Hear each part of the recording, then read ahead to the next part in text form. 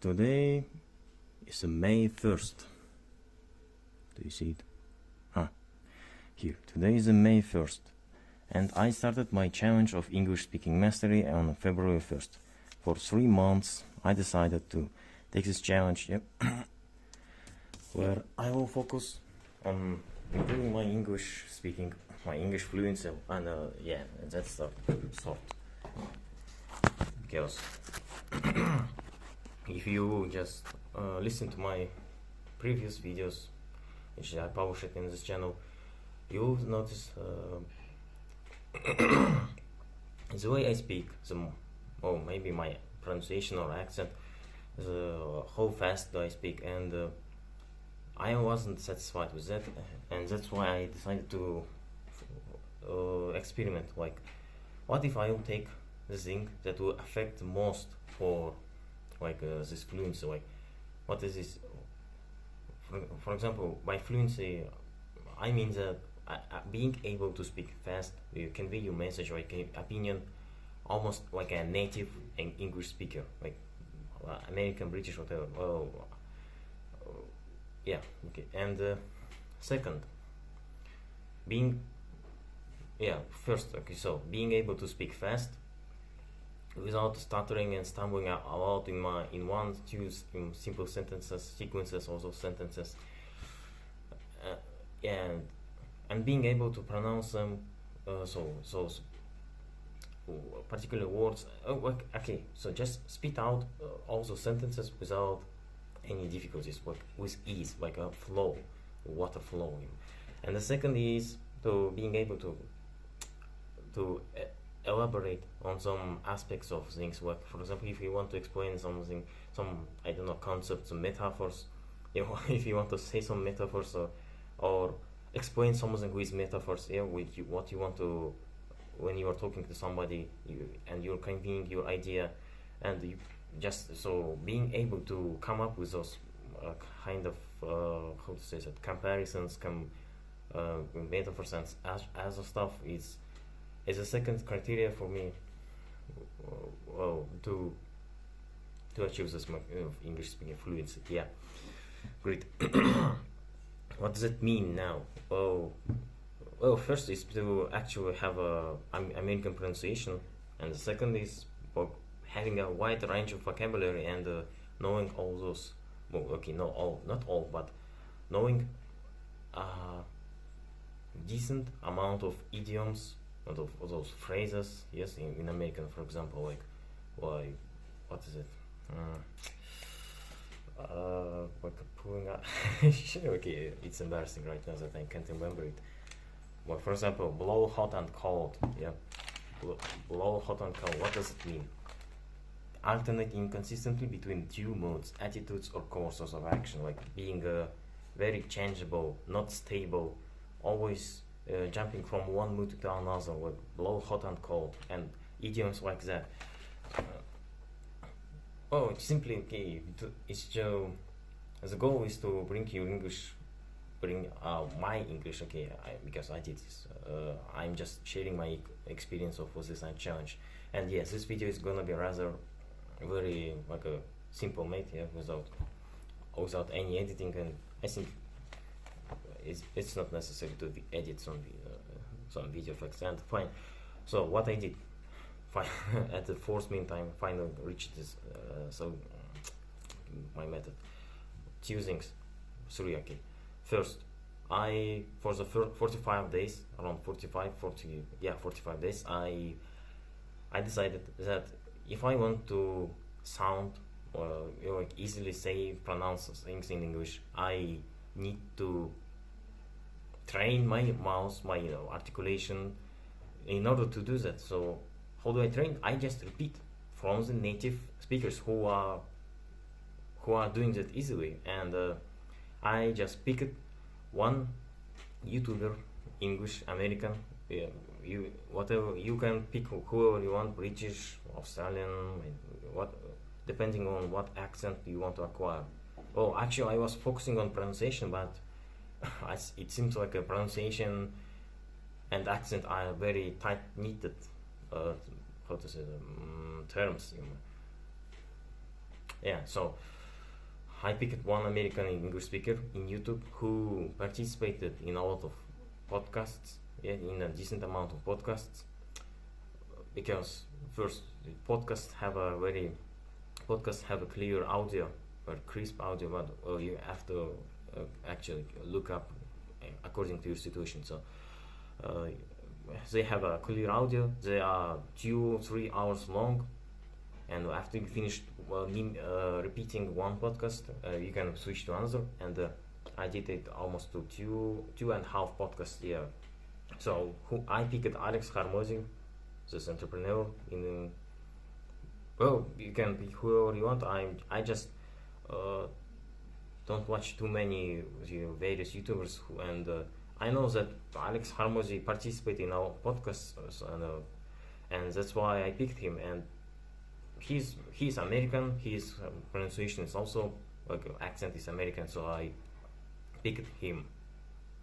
You can choose whoever you want. If you are a woman, girl, lady, you pick the lady of with the accent that you want to acquire and start repeating here. And how did I do that? For this exercise, you only need, like, for example, mobile phone or laptop. You open a video, podcast, or audiobook if you want to repeat from that. And then I start to listening to him. So to Alex Harmozy, I was repeating only him, not the host of the podcast.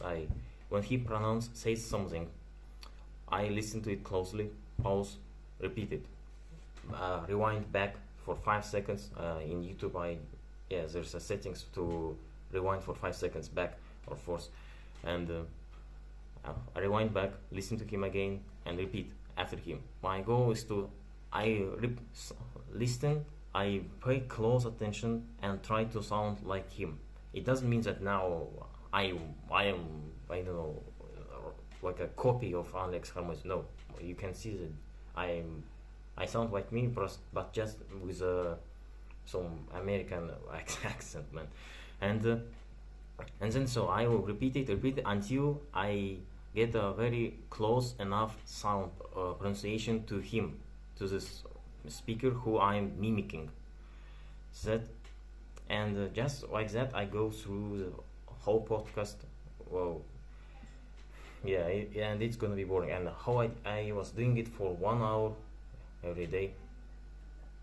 Yeah, some days I would do it for 30 minutes, 25 minutes, depending on how much time I have, and because I have other things to do. Like right now, I'm on master degree. Yeah, first course of master degree in Kazakhstan. So for 45 days, I did it mostly for 1 hour. Some days for 30 minutes, and so on. So I roughly got 40 hours or 37 hours of this mimicking practice. And after 45 days, I noticed that my pronunciation is actually quite good. I can easily pronounce things, say things, sequences, or like longer sentences in English. It's much easier for me, and I got bored, so I decided to drop this phase, like exercise, and switch and more focus on the second thing, which is reading books in English. Yeah. So I say that I did 3 things. Yeah. First is mimicking of a native speaker. Second is reading books, and third is acquiring vocabulary from those books. I have here a copybook. Ooh. And how did I do that?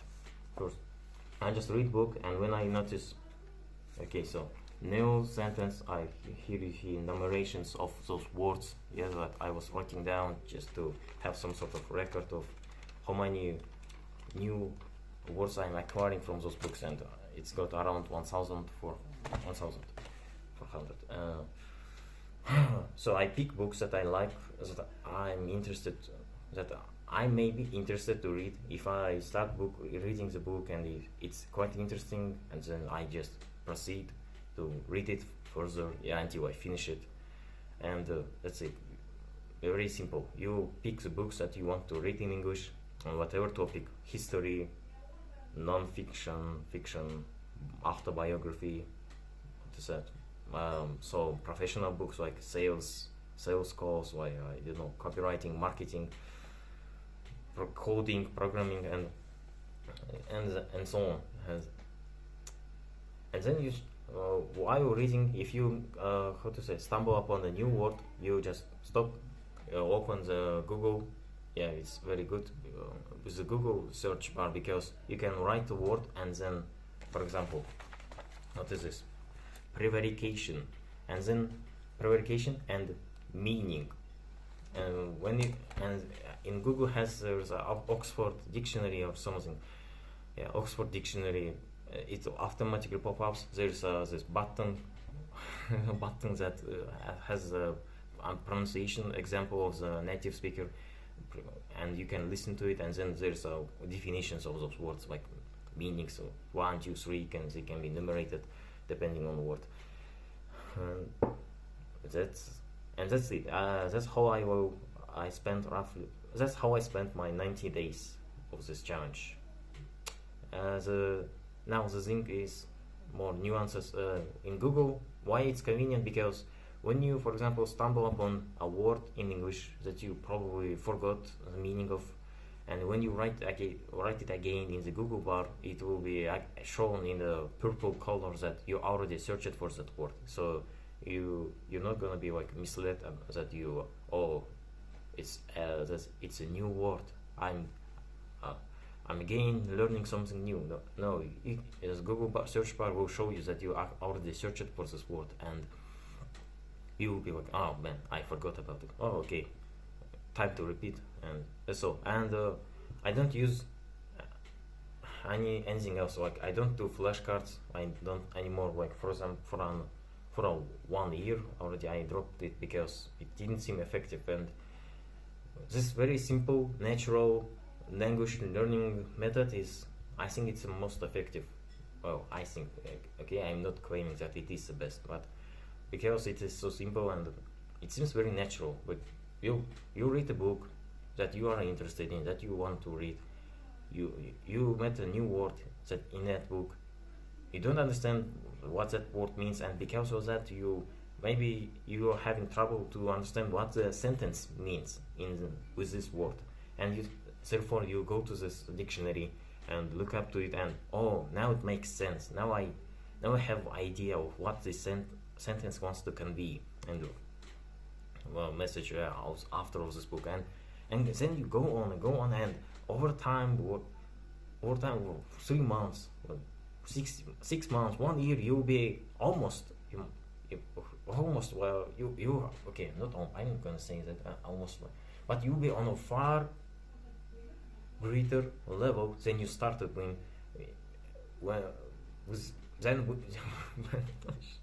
when you started. And the reason I don't recommend flashcards because it's really inconvenient. You just put up those 100 flashcards and you spend time like this word and then trying to remember it. It's boring. It's boring, and not effective. You forget. And the books are natural flashcards, because those words which some authors, when they write books, they have the tendency to use several dozen words in particular that are, I don't know, they are liking to those words, and you will notice it when you start reading books. So like some authors, for example, in the books that I'm right now reading is Third Rise and the Fall of the Third Reich by William Shirer. I'm not sure about how to pronounce it. So this lengthy, big, hefty, huge book, 1,800 pages, 1,877 pages, well, actually something here in the PDF file, and this author, like for example, he often uses some words like instigate, instigate, and sorry, I can't remember all of them, but when I come across this word, I can definitely take how to say that, understand the meaning, because because I already crossed that word with several times with my eyes, and it's natural how you remember those words, because you see them in the one book several times, again and again, again and again, like in different contexts, in different sentences, and you will be like somehow little bit forced by a book, but in an interesting way, because you are reading it yourself. Because you nobody's because you're reading it yourself, and yeah, you remember it. And over time you will remember much more words. But yeah, your vocabulary will be expanded in a tremendous way.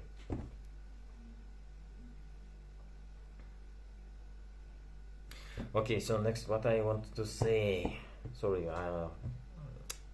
despite that I claim that now I level up my English, maybe, but when I was doing this challenge, I was just reading books, so I didn't practice my articulative orator speaking skill.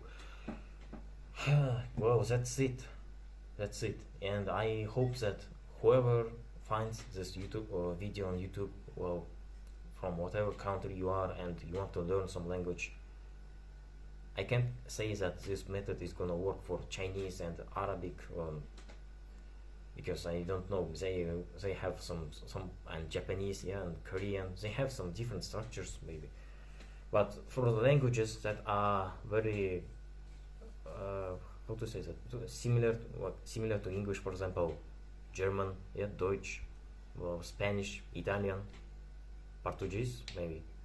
The languages like that are simple or have some sort of resemblance to English. With them, these methods will work. If you are already some sort of intermediary in learning those languages, or if you are learning English, it's gonna, yeah, help you, I hope, tremendously. Yeah, so the thing is also that I wanted to say, instead of constantly searching for how to say that, videos about how to learn language effectively, yeah, and from watching some different polyglots, their different how to say that, opinions with the 10 minutes, 20 minutes videos, and spending almost half of your day with that, and then regretting that you already still didn't progress it in learning language, and just do the repetition. I understood that instead of watching those polyglot videos, all you need to do is repetition, repetition, and repetition. Yeah, so those repetitions are like mimicking, for me, mimicking, reading book, learning, writing down, or I don't know, remembering those vocabulary. That's it. Those three actions. How to say that in entrepreneurial terms? Highest leverage. Highest leverage. All right. Okay. That's the conclusion of my 19-day challenge. I was writing down some notes in my Obsidian application, but maybe I will publish them in YouTube posts. I don't know. Okay, fine. I'm dragging this too long. That's it. I will.